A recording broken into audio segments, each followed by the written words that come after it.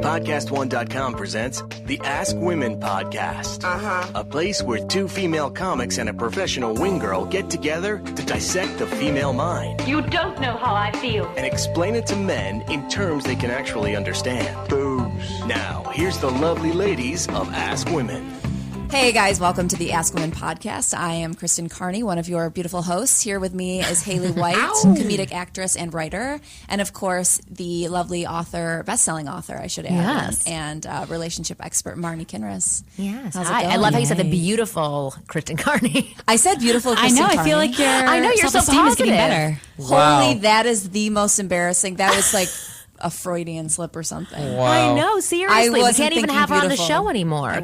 I did No, put I on think- eyeliner, so I do feel kind of You confident do today. look really hot today. Thank you. Last week I looked usual. tired. So. You do. Maybe you were making up for it for last week. I was like top eyeliner and bottom eyeliner to make up for it. You Well, know it's that's- real when it's a dual day. All right. Well, that's kind of what I did when I was in high school. I remember like we had prom or whatever dance we would have. Like 3 weeks before, I would just look horrible. I would just make sure I looked dirty, didn't shower, and then like prom hit, I was like, damn, Beauty. I look freaking amazing. And you Yeah, make out with everybody. for sure. Like, does Marni have a Make twin out For sister? sure. I was a whore. It's all about low expectations and then blowing them out of the water. I am absolutely humiliated, though, that I said beautiful Kristen Carney. No, I love I it. can't even believe that I said that. It caught my attention. I was like, what is happening? Holy is she shit, turning I into a can't- positive like person? No, I'm not. It was a slip and it was a mistake. I'll never say it again. We'll forgive you. So we have some right. news for you guys this week. We are moving our show to Thursday. So normally it's been coming out on Tuesday, but now you can get a new episode from us every Thursday. So make sure that you Set your alarm clock for Set it. your alarm. You're there and you're ready. A couple other things to announce to you guys. We are doing an Amazon contest. So the way this works is when you go to podcastone.com/ask-women, set that. You can go to the Amazon link and buy all your good stuff there. So when you're there, we want you guys to see how much you can spend those dollar bills. And whoever wins, spends the most money on Amazon gets a free coaching session with, wait for it, drum roll, our very own Marni Kinrys. Yes, a free coaching session with me where I can teach you and help you tweak things that you need tweaked so that you can have a successful dating life with women. So Get tweaked. Get tweaked with Yeah, Marni. but you have to buy it through our page on Podcast One. So And it's we'll tweet out. podcast- We'll Oh, tweet yeah. out the link as well. I mean, you can read it off, but we're definitely going to tweet it out several times so that you can just click on it and make it that easy. And the best Yeah. way is just to bookmark it because it can be kind of hard to go in there every time and remember. Just bookmark it in your bookmarks and on podcastone.com/ask-women. And the winner will receive free coaching with Marni. And it's for this month of July. Oh, so, there's not much time left in the month. No, What? seriously, get on it. Get on Start it. purchasing. So, Get your goldfish. ladies and Mo, how were your July 4th weekends? I was in a wedding. So Oh, it was so good so or it was bad? bad. I'm not sure. It was awesome. I love weddings. I'm a sucker because I love an awkward dance floor. At one point, there was only like about 5 of us out there, and we were all overserved, just getting down. And I had people next day like, you look like you had a good time last night. Yeah, but the person who schedules their wedding on the 4th of July is just a giant asshole. So, I mean, we had talked about that. I feel like the 4th of July isn't one of those weekends that's like a huge getaway weekend, like Memorial Day or Labor Day. I feel like you're more of an asshole if you do it then. But, yeah. I mean, It's like, I but it's always like think the that birth of our too. nation, not of your love. You know what I mean? So Can you, you're like, saying keep- it's selfish of them it's to a be little doing selfish. it. Keep the focus on what really matters. I do Yes, feel the that. United States, that's Exactly. what matters. So not I committed you. to having a really good time because I wasn't going to let that ruin my 4th of July. Yeah. Well, How about you guys? does being at a wedding put you into a different place because you are engaged now? Yes. In fact, I found myself being really critical. Yes. Really? I would be too. I was hyper critical and like, oh, what's this? Oh, what's this? And that was the voice that I used. But it was just strange. Mo's giving me this really like uncertain look. Well, no. I'm just thinking about weddings in general and how much they could either go very bad or they could go fantastically. And one thing I've noticed at the weddings that I hate where it goes very bad is the bride is so consumed with the schedule for the day. Like, this is going to happen here, and then we're going to take pictures here, and then the white chariot's going to come and pick us up, and it's going to be... agree. And she is, like, completely miserable, and I'm like, this is the union of you two. Have a party, hang out. Wait, I It's have a not question. For me, Why it's are for you? you. Why are you so close to brides on their wedding day? Are you like the husband every time? No, that's not why. I just notice little things like that. And I'm always like the guy who's invited to the wedding. And me and a couple other guy friends, we get invited purely to make the party. Really? Like, And that is I want to hang out with you. I have to say, I feel like at weddings, it's just the formality of it is so serious. Like this was pretty traditional, where mine's going to be kind of less traditional. And so it was kind of like, there comes a point where you're like, you just want to like break the awkward silence, like have some fun. Shake some old people. For sure. So Mo, how do Shake an you old have person. fun at weddings? Because I have people who've written into me saying, I've been dating this girl for 3 months and I have a wedding coming up. Should I bring her to the wedding? So number one, how do you have fun at weddings? And number two, should you bring girls to weddings if you've only been dating for 3 months? Because most likely you've been there when you've been single too.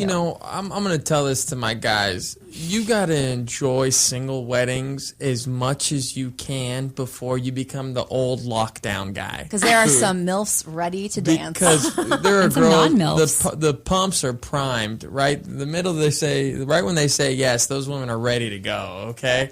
So you got to enjoy as many as possible, and especially if it's weddings for your friends, you don't want your girl there. Like, you don't want to have to entertain your girl. You want to hang with the boys and party. For sure. So really, the key part is drinking. That's number one. Get to know the bartenders. Get to know the people who are hanging at the bar, because they're going to be the funnest people to hang with. And they're the ones who are going to help you start the revolution. If you are... Is that what happens when you enter the dance floor? Exactly. If you are a pot smoker...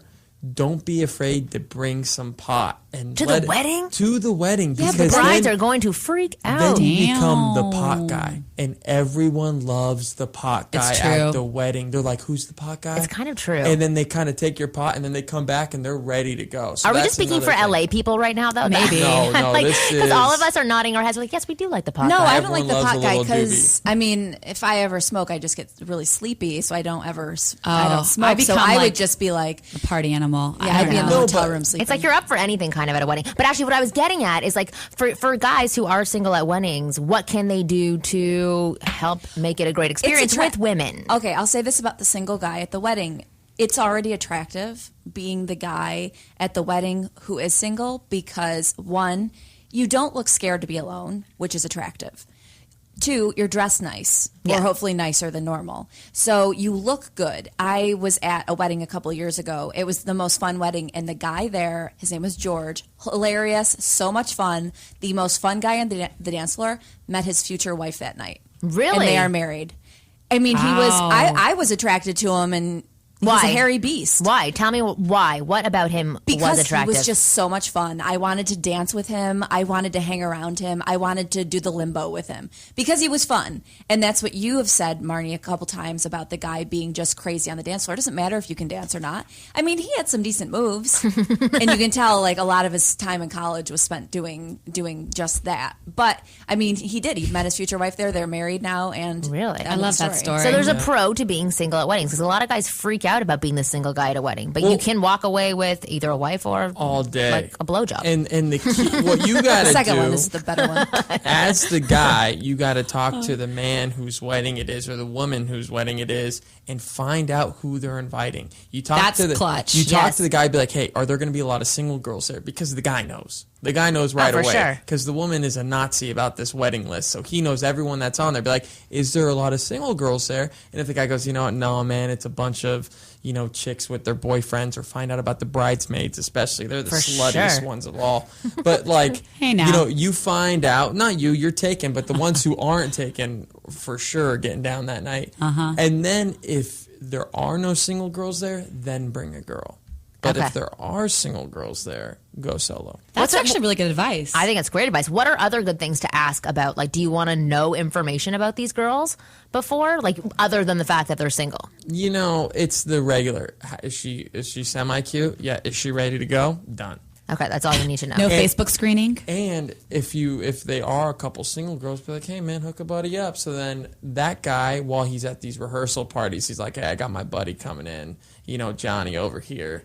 He's a really cool guy. He's cute. All of a sudden, that girl's primed, ready to go. You don't even got to say hello. Well, I mean, a great thing for the people planning the wedding to do, if they're thinking this, if they have this much time on their hands to worry about it, to put the single people that might like each other at a table, because, you know, you don't get to pick your seat. So if you're placed next to someone really cute or nice and you just strike up a conversation because you're forced to sit next to each other, I mean, there you go. I think that's great. And what about, so can you guys tell me, or you ladies tell me, what a wedding does to women? Like, do you remember being single and going to weddings, and like what kind of place it puts you into? Let me tell you this about a wedding.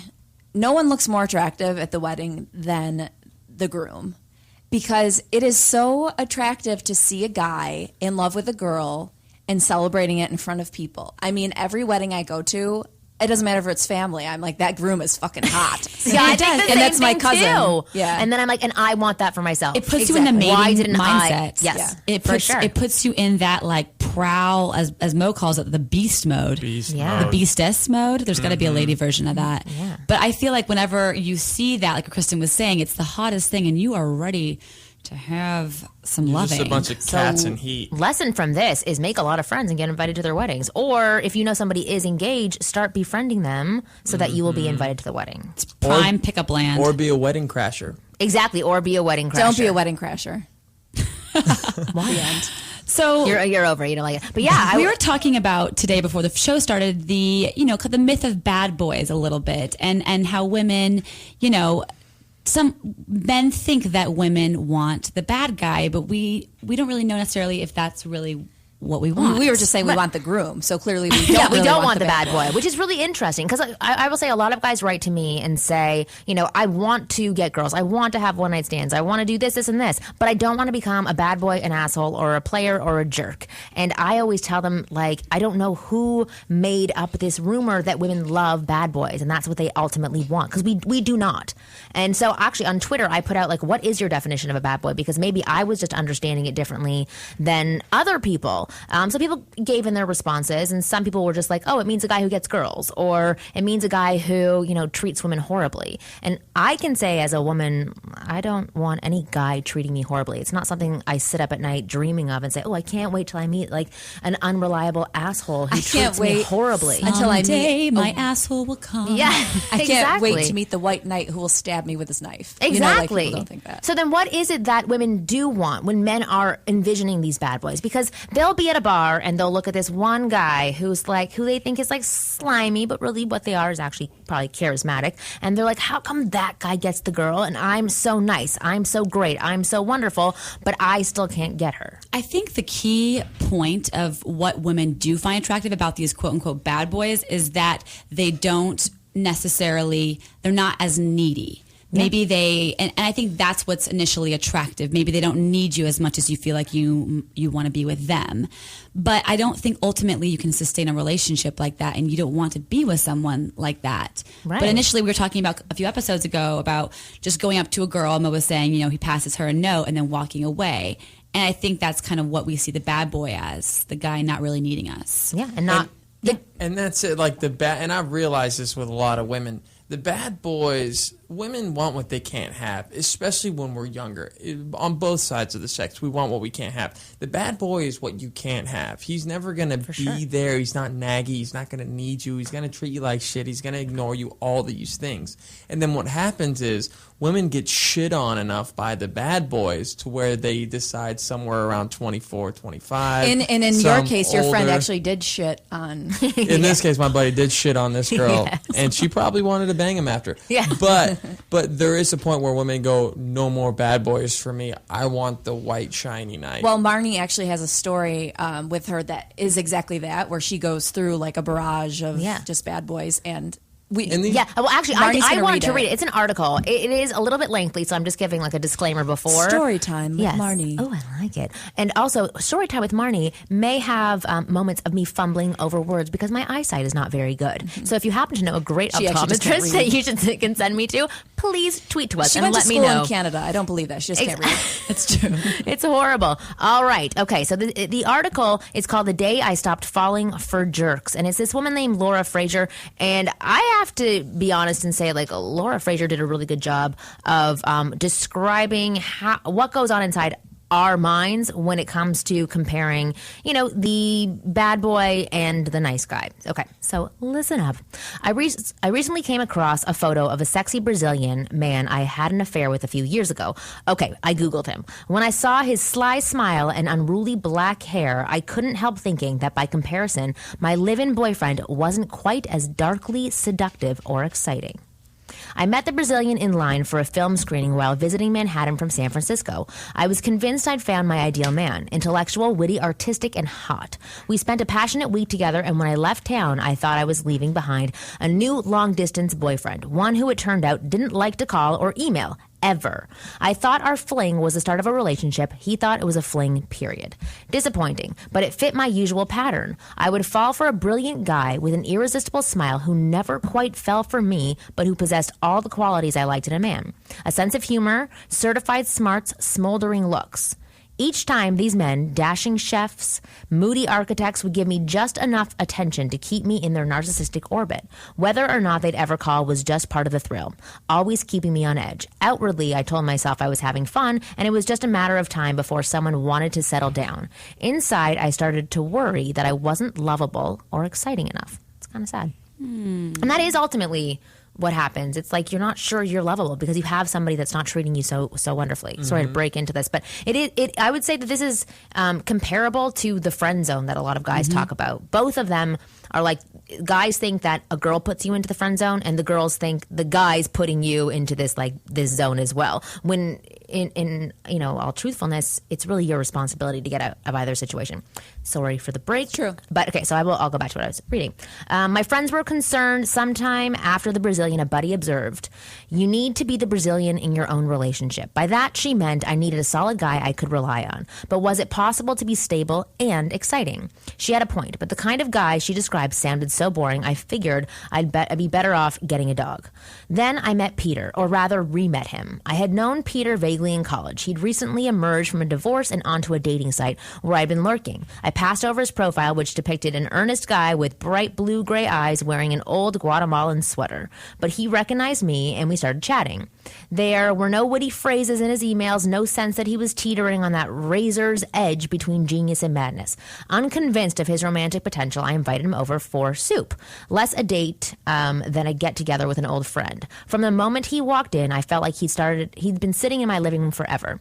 I didn't feel compelled to impress him. He seemed to genuinely like my apartment, my books, my soup, and me. We laughed easily and kissed each other goodnight. Surprisingly, given how kind he was, I didn't want to stop kissing him. The next day, he called to ask when he could see me again. Unusual behavior considering the guys I dated. On our second date, we had a quiet dinner at a bistro. On our third, he told me he was really interested in a committed relationship. I'd never heard a man say such a thing, but even though it was what I'd always said I wanted, the word monogamy sounded a lot like monotonous. Everything about Peter was steady. He used to own a recording studio and now had a less exciting gig as a construction manager. He had a cheerful disposition and didn't swear at drivers. He'd raised a considerate daughter who shared his quirky sense of humor. My friends told me I'd totally scored, finding a smart, handsome, 6'4" man who adored me. Pause as I press next to go to the next page. All right. Okay. By our second month of dating, Peter told me he loved me, that I was beautiful, that he liked my shoes, and that he was the luckiest man in the world to find me. We didn't always have the chemistry of a one-night stand, but we had a constant warmth that made me want to cuddle up next to him. At the same time, it made me incredibly anxious. I loved hearing Peter's offbeat observations about music and architecture, watching him rewire the lighting in my apartment, listening to his boyish laugh, but where was that manic streak of irresponsibility I craved? It seemed too easy. I didn't have to try to pin down an artistic wandering soul to persuade him to love me, or clamor for his attention. Without that, the romance seemed to lose a certain thrill. One evening, after one too many drinks, some demon took over my brain, and I confessed that I thought he was too boring for me. I gave him a long list of all the ways he wasn't interesting enough. He was always even-tempered. He didn't come up with crazy ideas, asking me, as other men had, to take off to Argentina, ride the roller coaster in Santa Cruz, or swallow vision-inducing drugs with a shaman, in the Amazon. Charmin toilet paper. Yeah. Buy it on Amazon. He was predictable, showing up when he said he would, bringing flowers, picking me up at the airport. Peter looked crushed. Are you breaking up with me? He asked.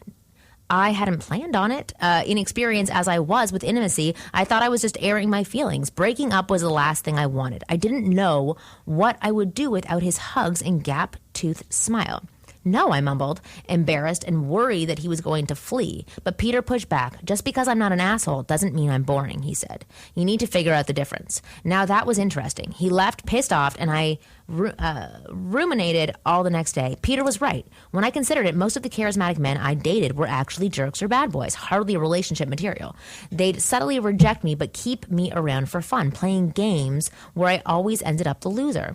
I suppose I'd always been attracted to commitment phobes because some part of me felt unlovable. It was a lot easier to fall for the guy who I knew on some level would never fall in love with me. There was nothing to risk. The real risk would be to finally be vulnerable to love. The problem wasn't that Peter was boring. It was that I was scared to be in a real relationship. Who cared if he didn't speak 3 languages? Peter made me feel deeply happy, not constantly anxious that I wasn't good enough.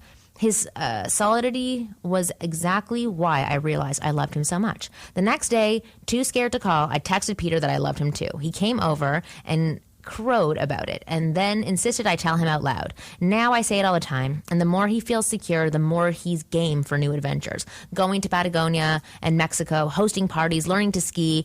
These days, I feel silly for not realizing a long time ago what I needed. Someone I could trust with my heart, and that beats a sexy Brazilian any day. Bam. Brazilian wax or Brazilian man? Because I don't know if it beats the wax. You don't know if it does? Yeah, I don't know. So what do you guys think of this article? I know that was very long, but I think it really it painted a really good picture, and hopefully you enjoyed listening to it. Well, it also brings us to this week's chapter in the man's playbook. On this team, we fight for that inch. On this team, we tear ourselves and everyone else around us to pieces for that inch. We claw with our fingernails for that inch. Because we know when we add up all those inches, that's gonna make the fucking difference between winning and losing.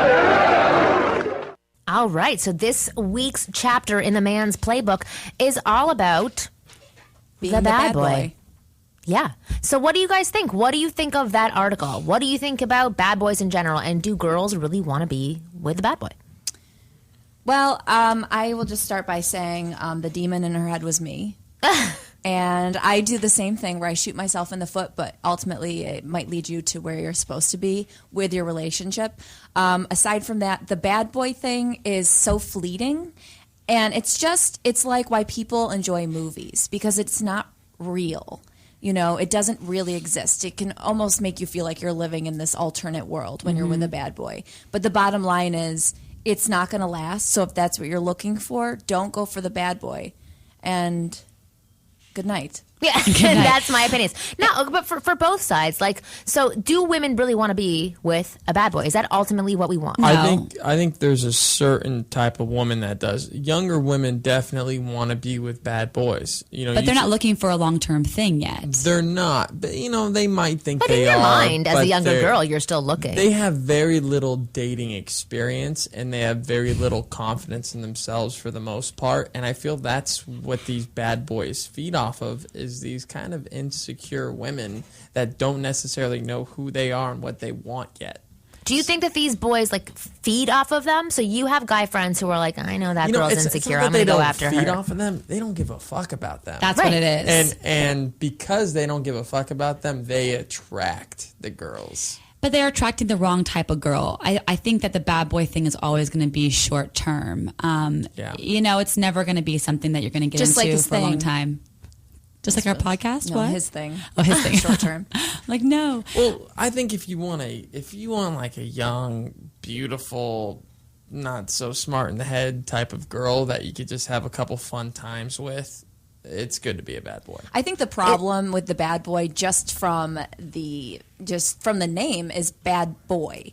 You know, it's like when you're a bad boy, you're not a man. And you do selfish things. You are only concerned for yourself, and so the problem is right there. So maybe be the bad man, where you're being bad, and that sounds so absurd, but you're being bad, but you're also being a man. You're also paying, so you have that attraction level of really pulling her in with this whole I'm bad.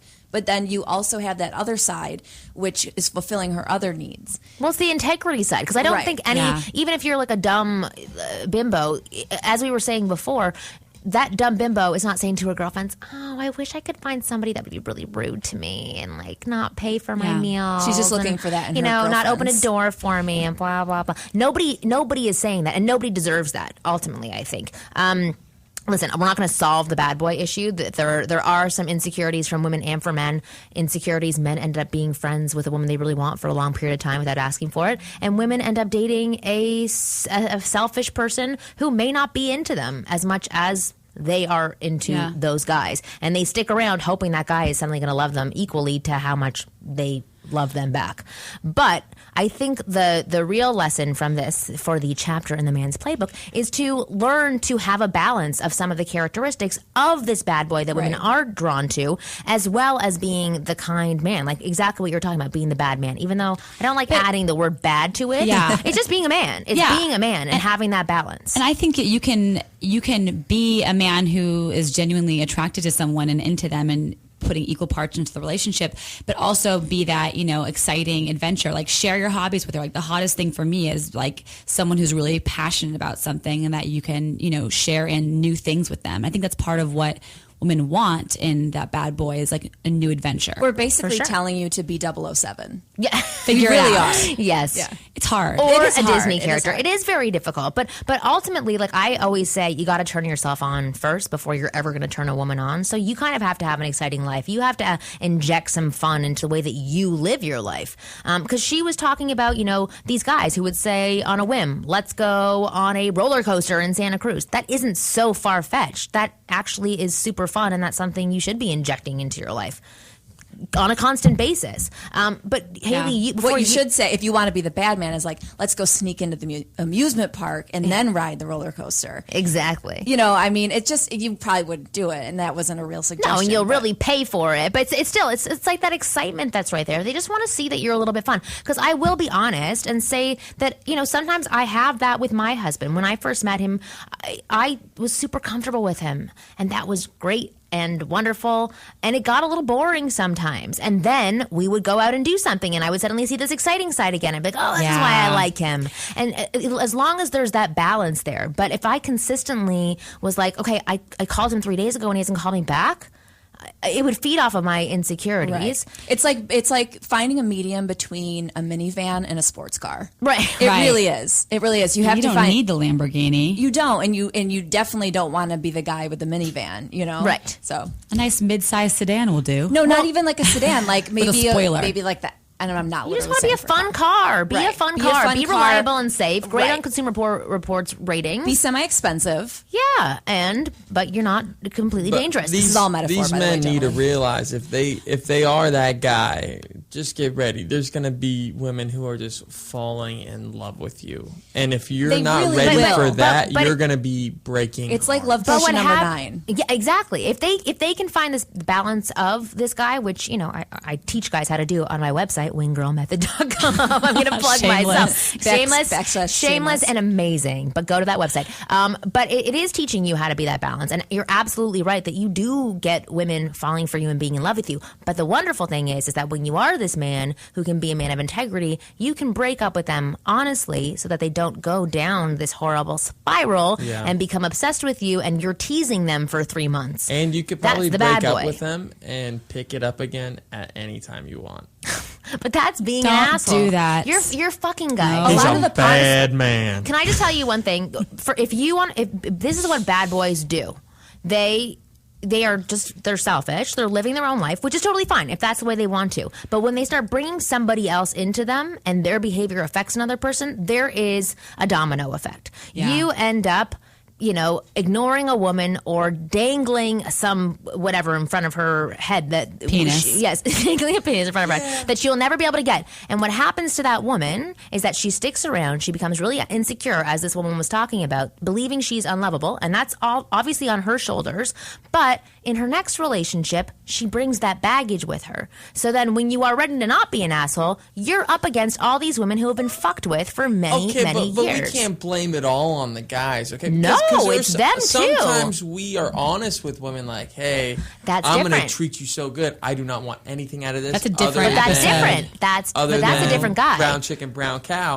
And then the girls like are getting it all the time, and they're like, "Well, I need it. I want it." But that's a different guy. That is on the girl's shoulders. If a man is being completely honest, being like, "I don't want anything else from you, but I'm having fun. I'm having a great time, but I just want you to know I don't want a relationship," that is on her. Yeah. That is her who is making the mistake of thinking she can get something else. So not on the guys. But if you're the guy who's saying like, "Oh, I love you, I love you, I love you," but then you disappear for 5 days and you go fuck another girl while you're gone, that's an asshole. Right. And a lot of being a bad boy is the mystery, is kind of like you don't know where he's gone for those 4 days. But to find that happy medium when you first start dating, you don't always have to be accessible immediately. Don't ignore her and don't make her feel like she's left out.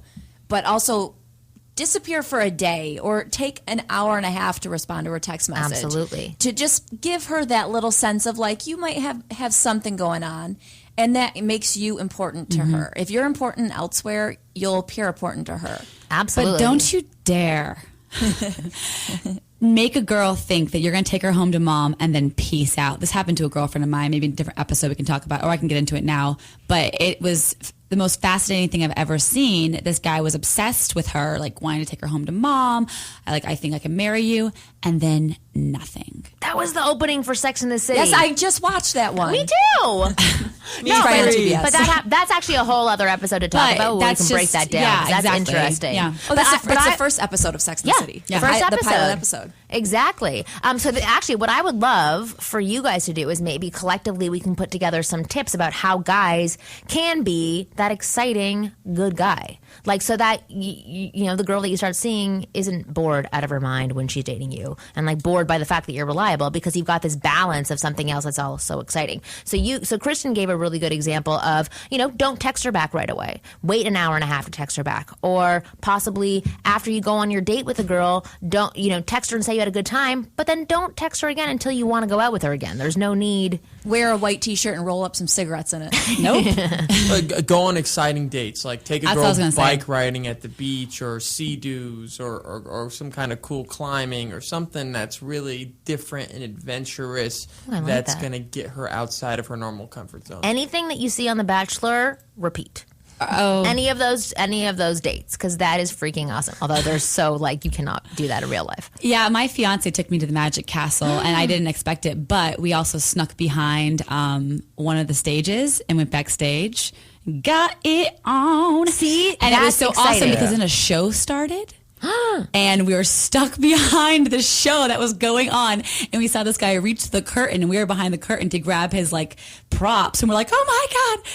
And so you were part of the show. Yeah, it was so exciting though because it was one of our first few dates, and it was so exciting because before he was really this good guy, but it showed me this other side to him that I didn't expect. Yeah. Gave you a rush. I'm having a rush just from even hearing that. Yeah, we had to sneak up the stairs, and anyways, Magic Castle's a great place to go do that. Because I will say even those things really get me going. So my husband and I will have really nice dates. We'll have great conversation, and then we'll be walking home, and then in some way he'll literally just yank me and lead me towards some wall, and then make out with me for a second, and that makes my heart skip a beat, and I feel a rush, and I'm totally turned on by him because it does put me into that really feminine place and him into that really masculine place. It's the lady boner zone. Yeah. Okay, so what have we learned from this chapter in The Man's Playbook? We've learned that being an asshole will get you nowhere except for a lifetime of headaches from crazy, insecure women with baggage, and that to be a man women want, you can have that wonderful balance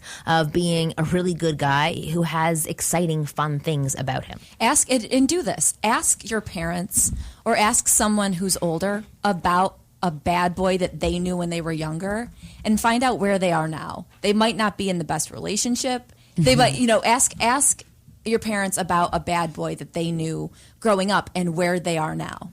Because they probably have a lot of tattoos and are wrinkly and alone, and they're alcoholics, and they're calling up their first love. Exactly. I could leave your husband. Love you. Exactly. Leave your husband. Everything's fleeting. So this whole thing of being exciting, it has to come to an end at some point, and you want to gracefully come to that end. So, just finding that happy medium, maybe having one tattoo, but having a woman next to you holding it to cover it from a other people, so it's not embarrassing anymore. Right. So that's your takeaway for the man's playbook. Marni, what do we have up next? Well, we have a very special guest who will be calling in from down under. She is a wonderful woman that I met probably 2 years ago from my dating expert world. Her name is Nadine, and she runs the website Healthy You, Healthy Love. But she's going to talk to us about how we can pick the best mates for us. So when we get back, we'll be talking to Nadine and analyzing this.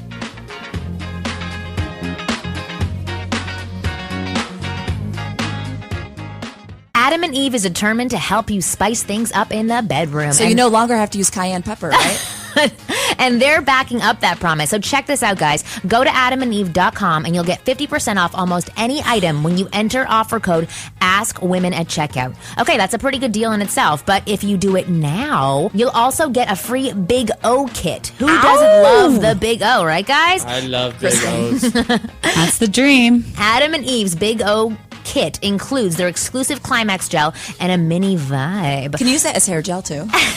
You'll also get your entire order sent to you for free. So hurry, take advantage of this deal while it lasts. You can choose a new adult toy, a naughty movie, or almost anything else for 50% off. Then you'll also get free shipping plus the Big O kit, including the Climax Gel and Mini Vibe. Just use offer code AskWomen at checkout. That's AskWomen at adamandeve.com. You're listening to the Ask Women podcast, a Podcast One presentation. Boys have a penis, girls have a vagina. Hey guys, welcome back to the Ask Women podcast. Do us a favor, and I know we mentioned it at the top of the show, but please, if you're buying anything on Amazon, go to the top of our website on Podcast One. Which is podcastone.com/ask-women. There is an Amazon little logo. If you click on that button right there and then purchase something, then you help support this show so that we can stay on a little bit longer. And then also the contest we talked about at the top of the show where you spend money, and the person who spends the most money tweets in their receipt to us from Amazon. And then at the end of July, we will pick the person with the highest receipt, and I will give them a free coaching session. So you get like whatever you bought on Amazon plus time with me. Yeah, tweet it in or email it to... Oh, or email it to ask@askwomenpodcast.com. Yeah, do it. Awesome. Do it, please. All right. So we have Nadine on the phone. Yes, we do. So Nadine from Healthy You, Healthy Love. Oh, wait, I think I said that wrong. Healthy You, Healthy Love. Actually, you can find out more about Nadine on my website, winggirlmethod.com/Nadine. But we have Nadine on the phone, and she is a wonderful dating and attraction coach for men and for women. So Nadine, welcome to the show. Marni, it's wonderful to be there, and it's lovely to be here chatting to all of you. So three girls plus one guy. Yes. Well, now it's 4 girls it's plus like one guy. 3 ladies and a baby. Yeah. 3 ladies, a guy, and a girl from down under. Exactly. I love it. I love that we're having like an Australian caller on the phone. Well, you know what I love, Nadine, is the fact that when you help women find mates. But in Australia, that could just mean you help women find friends. but over here, I was waiting for the pun. Thanks. Well, I would love if you could tell the listeners a little bit more about what you do, who you are, and why the hell they should listen to you. Okie dokie. So look, I have been a coach for many years, and I originally started working mainly with women, and then I was finding I was working a lot with men. Like for a couple of years, I had 70 to 80% men. And I was finding that, as much as, and I was on the dating scene for a long time myself, and I was finding that so many people just didn't have the basic relationship skills set out there. And so I became very passionate about working with couples and teaching people about dating and confidence and all that stuff that makes for a really healthy, connected, and easy relationship. And unfortunately, most of us weren't taught it when we were growing up, and obviously we all had different role models, and sometimes they weren't great. So it's just learning, sometimes it's the basic stuff that makes relationships work. I have a question, Nadine. So what was the common thing that you found that people were doing wrong or that they didn't have? Most people just lack self-worth. A we're just born into a society now where a lot of our worth comes from external factors, like what do we have, what do we look like, what are we wearing, what car we drive, what job we have, who are our friends. And I think that it's left a lot of people quite depleted, and also that the addict kind of society, wanting a high and not being just comfortable within ourselves and learning how to live a more simplistic way of being. And I do think that a lot of people have disconnected with the inner worth, which once you have that, you communicate differently, you understand people differently, you relate differently, and a lot of my work has a lot to do with that, because when you have that self-worth, you're not fear of getting hurt, you're not fear of communicating, you're not fearful of intimacy and connection and vulnerability, which are all really very powerful aspects or components of a healthy relationship. Absolutely. Well, it's interesting that you brought up the high, the aspect of wanting a high in a relationship, because we were just talking about having bad boys in relationships. And what's your take on having being attracted to bad boys? Are women actually wanting them, or is that a figment of imagination?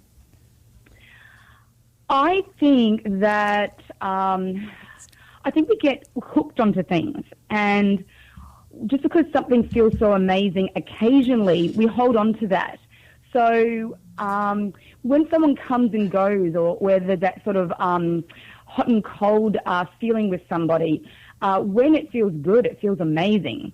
So we kind of hold out for that, and we get hooked onto stuff that isn't healthy. And just because someone is, maybe there's a physical attraction, maybe they're really lovely to us sometimes, we think that maybe they're going to consistently be that.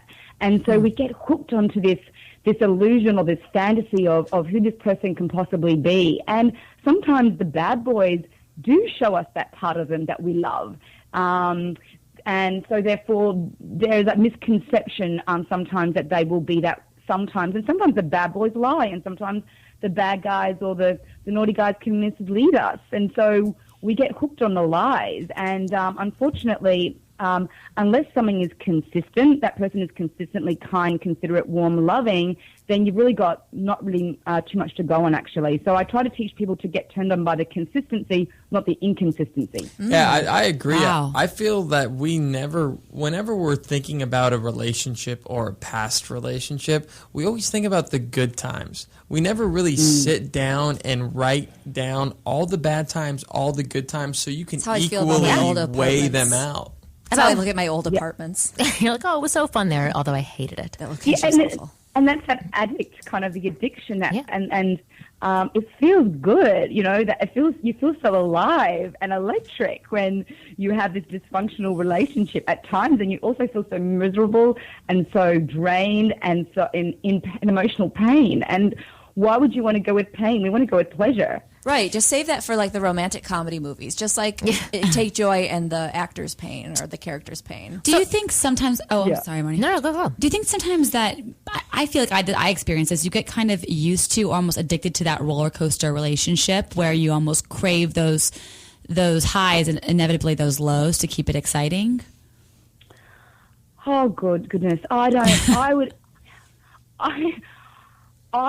know if anyone really craves the lows that much, but I think they're really more addicted to the high. Some people are addicted to drama, though. They don't know anything different, so maybe it's more about they've never experienced an even beautiful relationship, so that's all they know. Well, Nadine, what you were talking about in the very beginning, where Haley asked you what's the one common thing that you see from most people, and you said that it's their value of themselves or their perception of themselves, their self-worth, because that comes into play here. Obviously, if you are in a relationship with someone who does give you these highs and lows and the inconsistency, you may start to believe that you deserve that, or that, like in the article that we were reading at the first half of the show, it was this woman who didn't believe that she was lovable. So she's like, okay, well, I guess I deserve this type of behavior where somebody is there for 2 seconds and then they pull back and then they're there and then they pull back. Because I agree with you. I don't think anybody likes the lows. And then they pull out. And then they pull out, hopefully, or else you're screwed and stuck with them for life. But I wanted to talk to you mainly because I love everything that you're saying, and I love the way that you just speak. It's very wonderful, very eloquent. Yes, and sexy. And look at this, you got Mo going. Beast mode. All across the last time he ocean. behaved like this was when we had a porn star on, though. By the way, so exactly. So watch out. It's a compliment. But I wanted to talk to you about, because if you know all these things that, a lot of people do have poor self-worth, then what is a way, number one, to gain self-worth and then select a partner? Like, what tools should we be using, or where should we be selecting from? Okay, so it's one of those things in life. Some people think, I really need to work on myself. I really need to like me and love me. And that's absolutely true. But a lot of people understand it as a concept, not really knowing how to live it. And so for most people, to gain more self-worth, to have a healthier relationship is, going to see a therapist is a really great place to start. Mm-hmm. If that's not really an option, is start knowing that nothing that anyone can say, nothing that's ever happened in your life can determine will determine your worth. So if, you had a parent who wasn't very loving or didn't give you a lot of attention, or you felt like you were the black sheep of the family, or you weren't the intelligent one or the smart one or the arty one, or whatever your story is, or you weren't the popular one at school, and then you have a belief that, no one will love you, or you're not good enough, or you're not something enough, or pretty enough, or cute enough, or rich enough for love, then all that stuff is going to actually stand in the way of you connecting. Mm-hmm. Now, can you have these kind of stories or lack of sort of self-worth and have a great relationship? Well, depends who you're in a relationship with. And I think that the most important thing for everyone here is, first of all, do work on yourself, and then also be willing to work on yourself in a relationship. Right. What tends to happen is that you get into a relationship and then things start coming up and then people freeze. Yeah, that's true. Yeah, you're so right. I'm a big believer in this. I feel that people accept love the way that they've been conditioned to accept love since they were a child through adulthood. Mm-hmm. Absolutely. And I think, sorry, Mike. And I feel that, it's however your parents treated you. Like with me in my situation, with my girl I'm with right now, she was overloved by her parents and given great attention, had a great upbringing. And I'm a over-lover, so it worked out perfectly. Yeah. Whereas I dated a beautiful girl before her who was everything I thought I wanted on paper, looks-wise, everything, but just had a tough upbringing with her family, a dysfunctional family, didn't know how to accept love, and I couldn't figure out what was wrong, and that's exactly what was wrong. Yeah, and it really goes back to that whole domino effect that you were talking about, like exactly what you're saying, Mo, is I found that when you don't know anything else, you're going to inevitably raise your children in the same way, and then they're going to love like that. Until I think therapy is a huge part, and doing that as a couple to change those patterns is a big part of it, which is what you were saying, Nadine. I have this theory that I don't know if anyone else would ever agree with it, but I have this theory of like the every other effect, which is when you have a very loving mother or family, you learn to take love, but you don't necessarily learn how to give love. Mm-hmm. And so then you become a mother and you're not really giving that love because you were used to getting it. And then your child becomes the person who loves because they had to give it to their mother.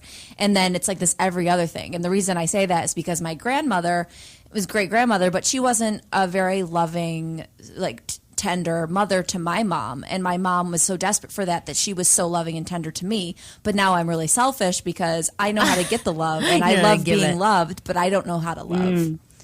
But exactly what you don't know how to love. So what did you say? Sorry, you know how to give love? No, I know how to take love, I think, but I don't really know how to give it because I've always been fed it. But that's interesting because the fact that you know this about yourself, like what Nadine was talking about people not knowing how to start the work, that's how you start work. Once you notice that there is a thing, then a proactive person who wants to help in their relationship would learn about how to give love. Go on, just use Google. Like you just go on there, you read a few articles, and start applying some of the things that you learn, or go get Nadine's program. Yeah, or but there's almost a feeling of you're uncomfortable with it, and I think therapy or something helps you get over that hump of I'm uncomfortable giving love. It makes me very nervous unless it's to my cat.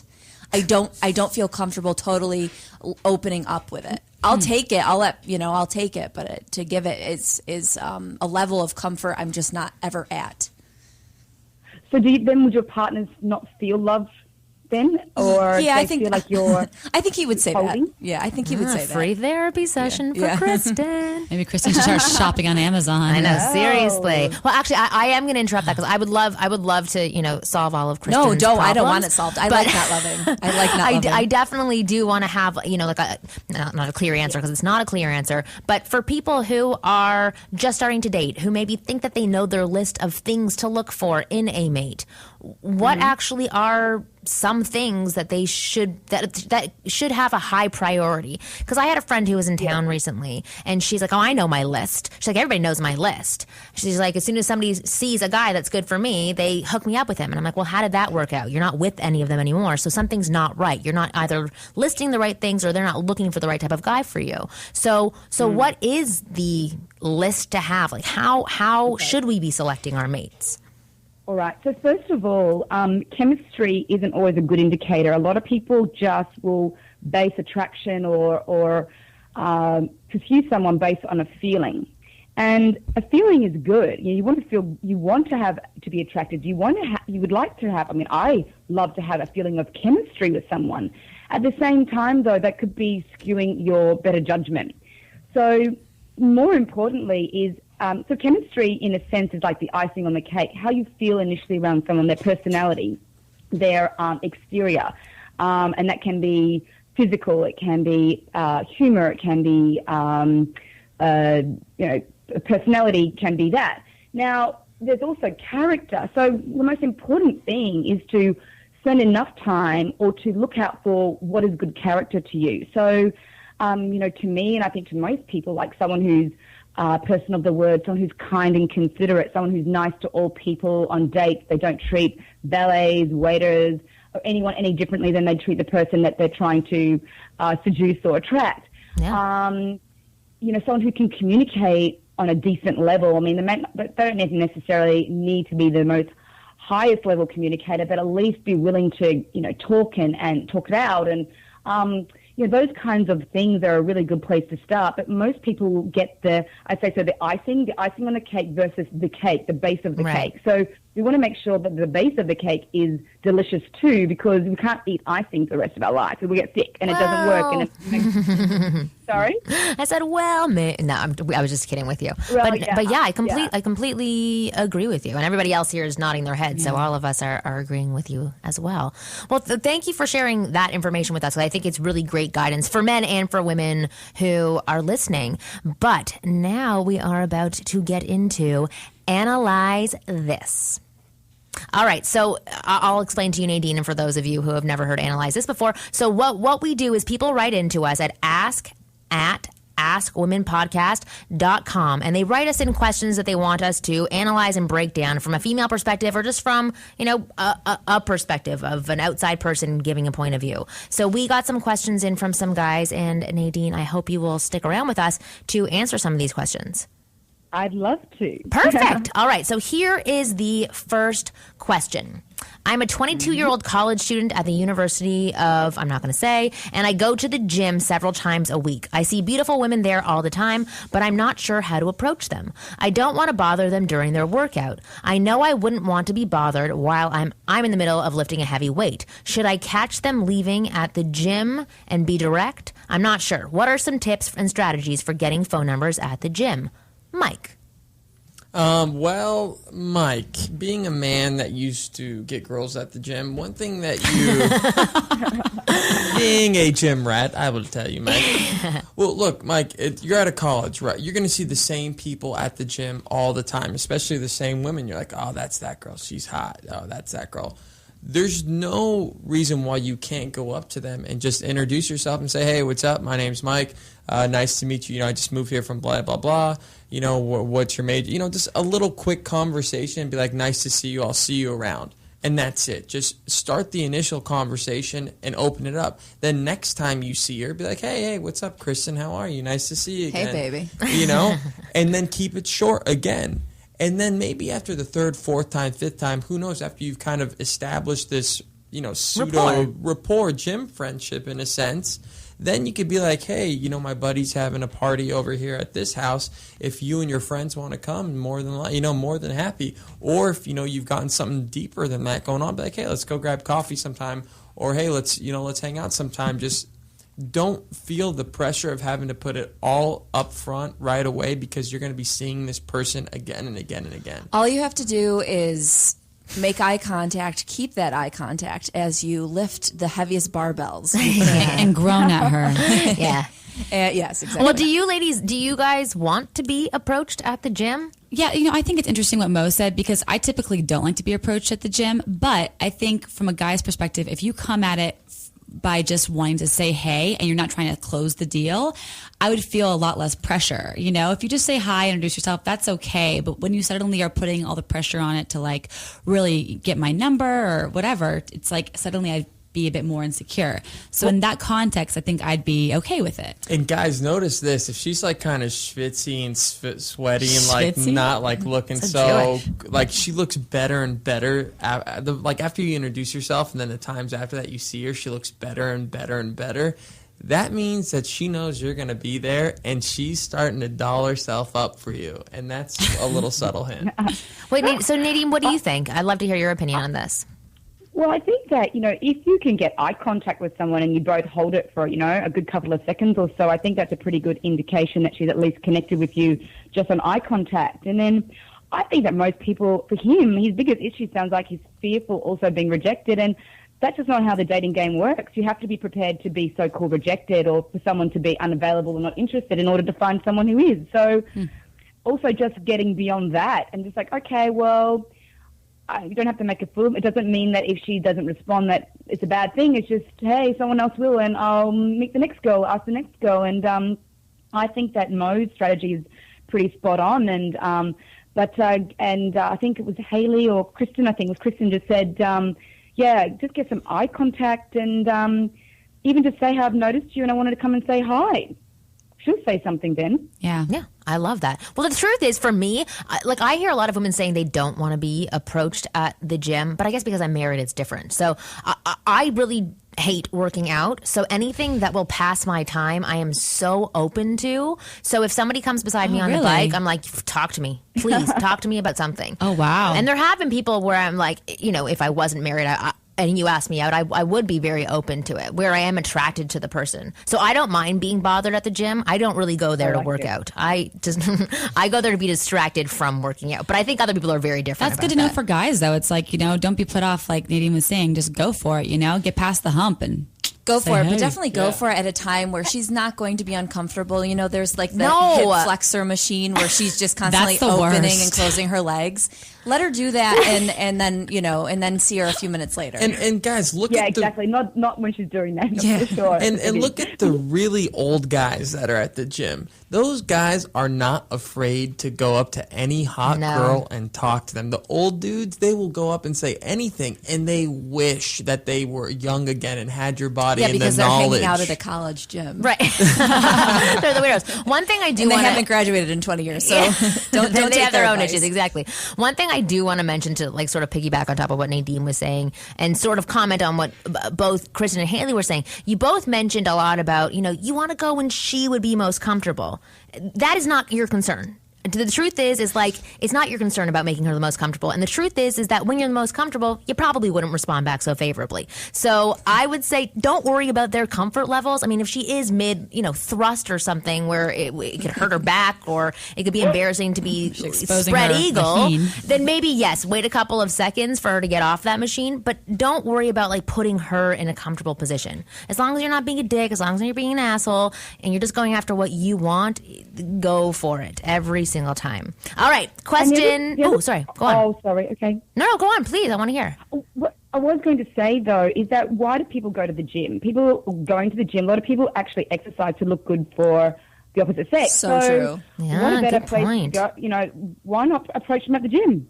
Oh, I love that. Good point. All right, here's the next question. Okay, this happens to me more often than I would like. So I get a first date with a girl. She even texts back that same night or the next day of how much fun she had. However, the problem arises. My reading is horrible. The problem arises when it comes time for a second date. In the meantime, I usually just randomly text them to see what they are up to or something funny. They reply to this. But when I ask for the second date, they either dodge the question or stop replying to any type of text message.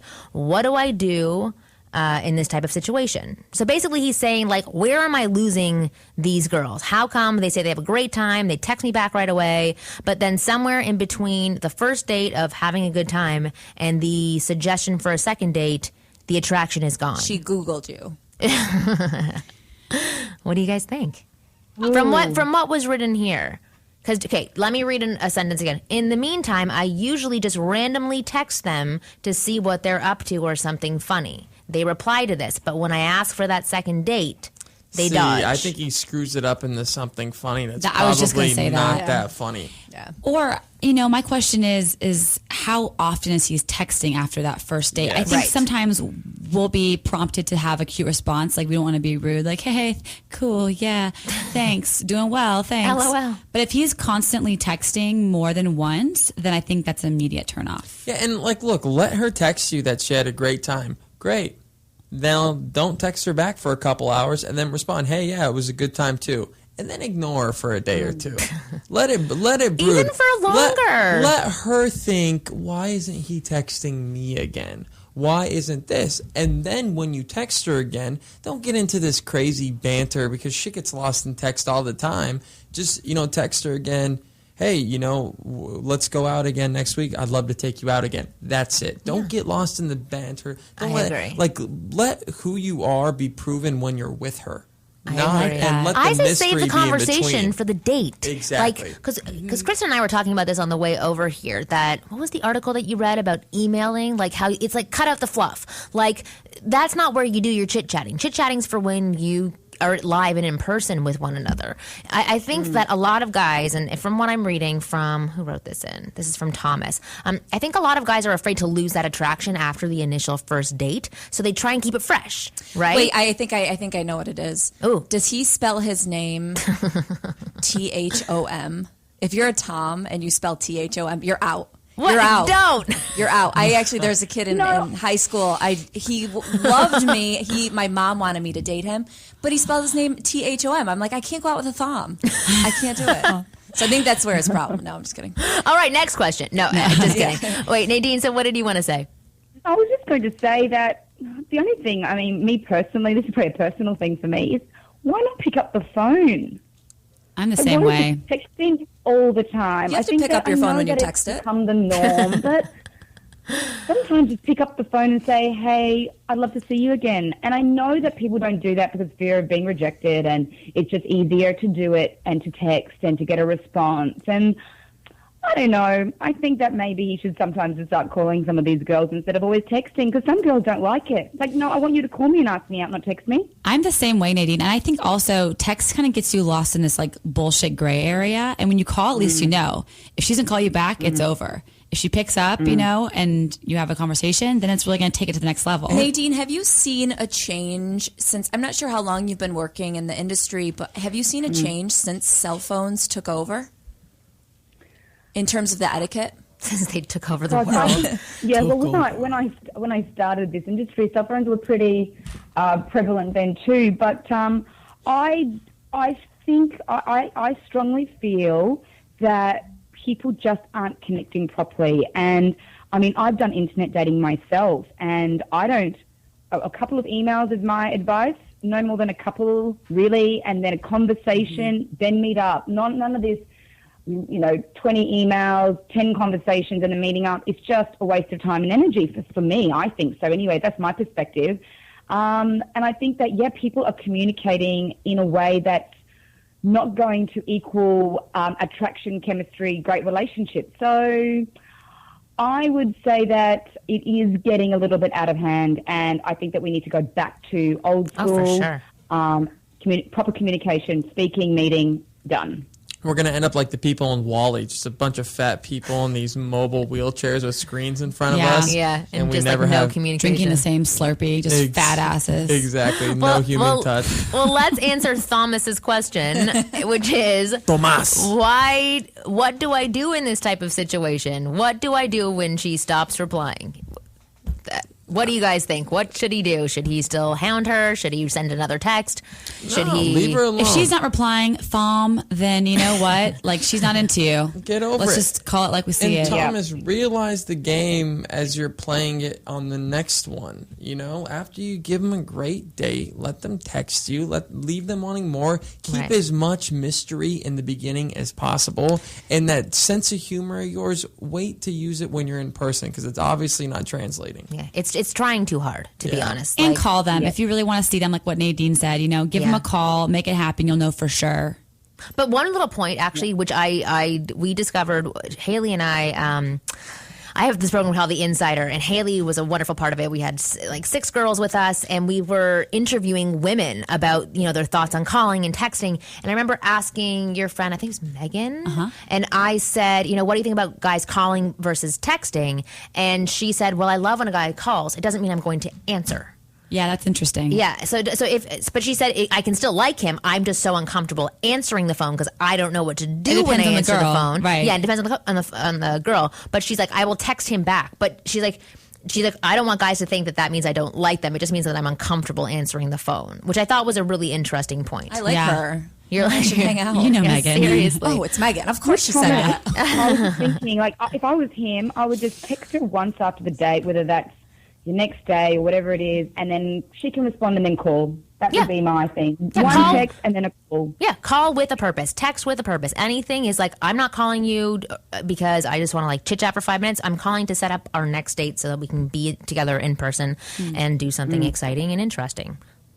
Done. All right. Absolutely. Here is the next question from John. Hello. I've been listening to your podcast, reading your newsletters, implementing your advice, and I've gotten some positive results, i.e. dates with gorgeous women. I've also had my fair share of dead-end approaches, and it got me thinking, do some women flirt just for sport with men they feel no attraction to? Of course, I could have misread the signals, but I think it's a valid question. If you've covered this in your podcast already, I missed it. Thanks for all your work and advice, John. So, do women flirt for sport with men that they're not attracted to? Yeah, it's like female hunting. It's like it doesn't make any sense. Like we're not going to eat the meat, but we want to do it anyway. The same way that us men use, low-hanging fruit to build up our confidence to go after the big one. Same thing. Me going to Neiman Marcus and just trying all the sunglasses and taking their time, even though I'm never going to buy them. I just want to see what it looks like. Right. Yeah. I certainly think girls. Yeah. Enough metaphors? I think absolutely. No, it's perfect. I love all it. It's funny because I was on this. I was on the Suicide Girls radio show, and the host of the show is from England, and we started talking about flirting in general, and she was like, "Oh, I can hear backlash." Or background? Did you hear that? Feedback, whatever it's called, backlash, whatever. Sorry about that. But I was going to say, so we were talking about flirting because I'm Canadian, right? So I've always flirted. I flirt with the convenience store owner. I can flirt with an old man, old woman. I flirt with everybody. And she was saying the same thing for her from being back at home. She's like, flirting was a normal part of your life. Flirting with sexual intent is a different thing, but being fun and flirty is a very open thing to do. I'm speaking for all of Canada and all of the UK, but over there for us. But when both of us moved over here, there were many more rules around flirting. That's interesting. Flirting, it wasn't as much fun. Maybe because of all the sexual harassment and everything. I don't know. No, I have no idea. My immediate take would be to think that it's a politer society where people are nicer to each other in Canada and in the UK. So I don't think we have that. Here it's a very competitive society. So not everyone's open to having a friendly banter. And I think that's more likely in other cultures. So it's John? Yeah, so John. What can John do? I guess this is hard. Start flirting. Thinking about a guy, though, to tell if a girl's flirting with him for sport or if she's really into him. Right. How can he differentiate the two? Look, always at the end of the conversation, if you want to go next level, take it to the next level. Okay, she says no, or, I have a boyfriend. Whatever, say you get denied. Who cares, John? You're flirting with women. That's a good thing. The man who flirts with women is going to get a woman. woman. Yeah. The man who has no women flirting with him and doesn't flirt will not get a woman. So just because this specific one isn't going to work out, the next one's going to work. Look, flirt with 10 girls, I guarantee it's going to work out once. Right, for sure. So I think the answer is yes. Women do just flirt for sport. They're not meaning to be cruel or manipulative towards you. They're not doing it to like punch you in the balls. They're flirting for fun. It feels nice to feel attractive and to get attention. And it does on the other side for you too. So go flirt. Yeah, exactly go flirt what Mo for said. Fun, John. How about you do it for sport, and then you'll realize you'll become the hunter, and they'll become the hunted. And then they'll end up hanging by their feet in your garage. He is loving Mo just grew some claws. his masculinity this episode. He's like, I'm a man. Awesome. Do we have any more time for we got one more. We have one more. Okay. So, in your opinion, why do a lot of women have relationships with married men? That's interesting. I know some are in it for the money, but some are really in love and willing to sacrifice. I just think that women find men that aren't available really attractive, and the reason, and we talked about that earlier with the. I mean, I'm going to become a home wrecker because earlier we were talking about grooms at weddings and how attractive they look. Yeah, it's when a man, because a man I think has shown himself to be able to be committed to a woman. Obviously he's cheating on her, he's not really that committed, but when that man's attention is elsewhere, I think certain women want it pointed toward them. So I think it's a want what you can't have situation. That would be my take. John Hamm is really my answer. I see him doing it, and because he had said the question is, why do a lot of women have relationships with like, why do they stay in these relationships? And Nadine, I would love to hear what you have to say. I think that there's a couple of reasons. First of all, they're potentially delusional. Right. I think that a lot of women, some of the guys lie and say that they're going to leave their wife and that they're miserably unhappy, and that might not be true, and it may be true. It doesn't mean that the guy's going to leave, and I think the woman thinks that the guy will eventually leave for her. And the fact is that the man will treat the so-called mistress quite differently to how he treats his wife. True that. Yeah, and they get this feeling that this guy is like this all the time. It's very different to real life relationships. And the guys can just lie and they'll keep the girl hanging on, or once again it can come to self-worth, of course, not thinking that they're deserving of anything more, or the girl has fear of commitment. So what better man than a married man? I hear you. I think that's great because it's funny. I am gonna to wrap this up with one final note.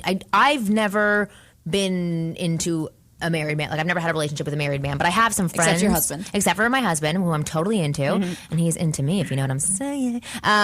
Anyway, I have a couple of friends who have dated married men, and it messes them up. They are in love with them because they have a relationship with these men. They are in a caring, loving relationship with these men who also have this attachment to their family, to commitment, to all of these vows that they took, possibly children. So there is this, like, torn dynamic for this man where it's hard to let go of one thing and jump into a new thing, so he keeps both of them. But these women that I have known, it wasn't for money. They were doing it for love. They're holding out for him to leave and be with them. And absolutely. I think the false reality there is that's never going to happen typically. So unless you put your foot down.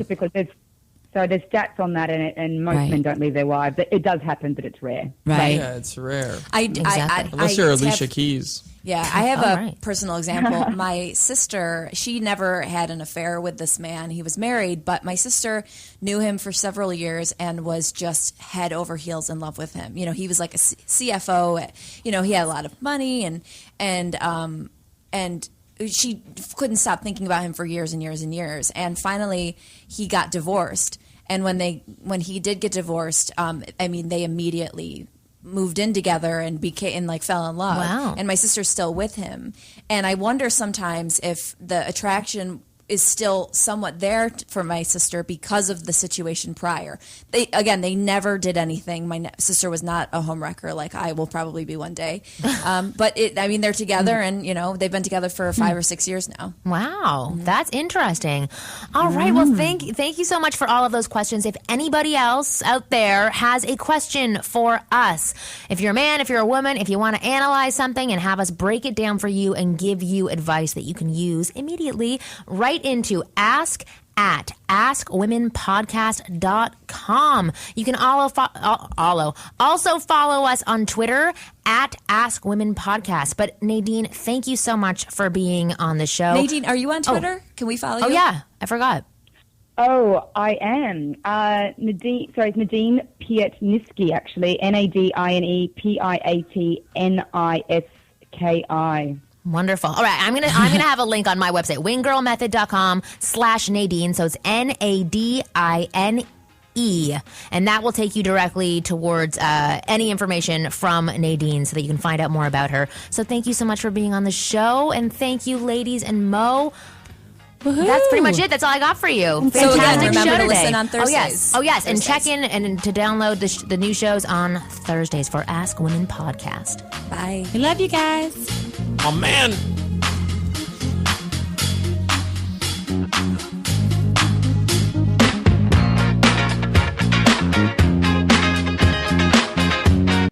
This concludes another PodcastOne.com program.